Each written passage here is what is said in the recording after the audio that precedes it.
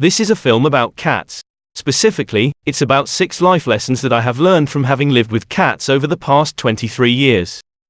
Before sharing these lessons, I would like to share a brief history of cats. Today's domestic cats are believed to have evolved into the Fertile Crescent of the Middle East. 10,000 years ago, along the banks of the Tigris, Euphrates, and Nile rivers, early civilizations developed the science of agriculture, which led to rich harvests of grains, like barley and wheat. The stored grain attracted rodents like mice and rats. These rodents in turn attracted the attention of cats, who did such a good job in hunting this vermin that they were liked and respected by these early farmers. According to archaeologists who have excavated ancient Egyptian temples, at one point in Egypt, cats were worshipped as gods.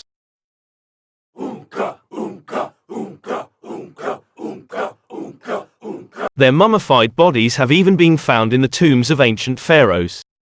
As time passed and civilizations grew, cats began to spread around the world. Chaucer wrote about a cat door in his book, Canterbury Tales, which was published during the 1380s. Cats were aboard the Santa Maria when Christopher Columbus discovered America in 1492.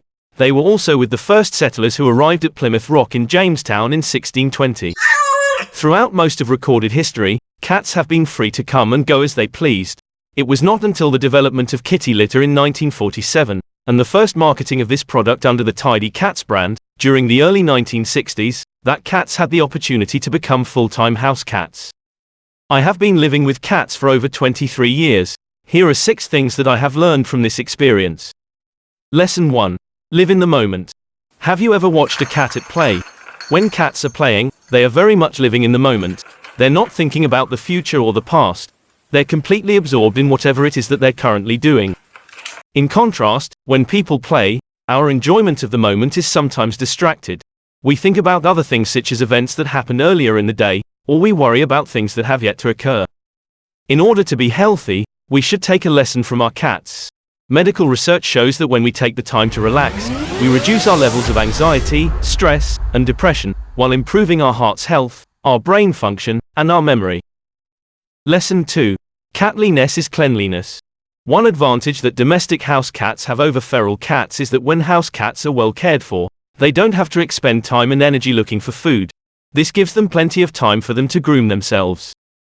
Cat saliva contains several proteins and enzymes that work as antibacterial agents. This is one reason why cats spend nearly half of their waking time grooming themselves.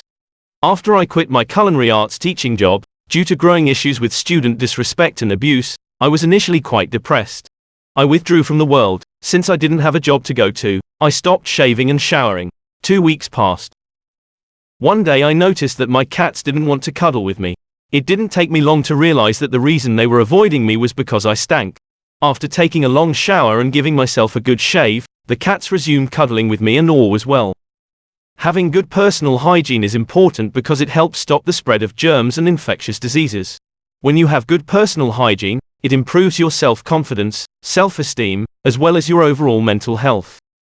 If you were to go outside, you are more likely to be socially accepted if you are clean and presentable as opposed to being dirty and smelly.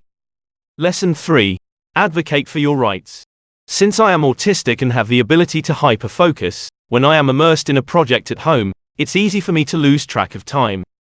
My cats know how to advocate for their rights. They will loudly mew if it's past time for their daily moist supper. They will also paw at me if they need to get my attention. When I taught culinary arts, I advocated for my rights under the Americans with Disabilities Act by requesting reasonable workplace accommodations. These accommodations excused me from attending loud and noisy pep rallies and student assemblies.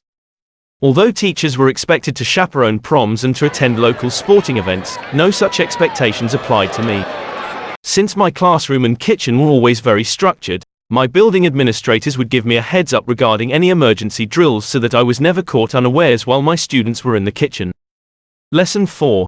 Spend time with your loved ones. Cats are sometimes maligned for being aloof and standoffish. Although there are cats who are like this, just as there are people who are reclusive introverts, most cats are actually quite social. This doesn't mean that all cats, whether they're feral or domestic, are likely to be your friends. They do not, after all, know you. Trust and friendship with cats has to be earned, just as trust and friendship with people also has to be earned. If there is enough food available, feral cats will form stable colonies. Within these colonies, female cats will care for each other's kittens. The cats will also band together to protect their group from outside threats. When cats are spending time with those whom they have come to love, they will touch their noses together, do gentle head bonks, will cuddle together for warmth and friendship, and will groom each other. They will also purr.